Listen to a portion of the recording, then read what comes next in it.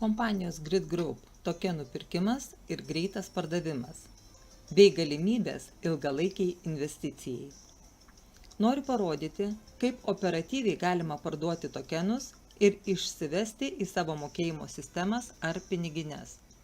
Šiuo atveju parduoti 1200 GRD tokenai į Perfect Money mokėjimo sistemą birželio 9 dieną 6 val. Ryto. 15 val. Jie jau buvo sąskaitoje. Tuomet $138 buvo papildyta sąskaita ir tiesioginio eterio metu, kai vyksta bonusinės akcijos, buvo nupirkta 900 tokenų po 15 centų. Ir baigusis akcijai iš karto pateikti parduoti po 20 centų. Po valandos 18:20 buvo patvirtintas piniginių lėšų išvedimas ir sekančios dienos 7 val. Ryto gautas į Perfect Money sąskaitą. Kadangi Grid Group sąskaitos papildymas vyksta momentaliai, tai $170 sąskaita pasiekta per keletą sekundžių. Taigi, per vieną parą laiko galima spėti įsigyti tokenų už mažesnę kainą ir juos parduoti už didesnę, net 2 kartus. Tačiau tokia spekulacija gali užsiimti asmuo, suprantantis ir gerai žinantis visas subtilybės. Na, o aš patarčiau nesivaikyti greitų bonusų, o pasinaudoti kompanijos suteiktą galimybę dalyvauti ilgalaikėje strategijoje ir tapti token holders, tokenų turėtojais iki galutinio 20 etapo, kol tokenai taps $2 vertės. Kaip tai padaryti? Savo kabinete pasirenkame token holders.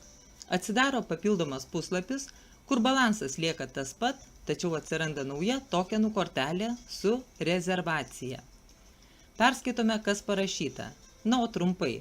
Tai token holders arba lietuviškai tokenų turėtojai, kurie pasiryžę eiti su kompanija iki galutinio 20 etapo, gali įsigyti juos už 15 centų, tačiau praranda teisę parduoti sekančiuose etapuose ir gali būti parduodami tik pagrindinės platformos pradžioje, kai jų kaina bus lygi $2.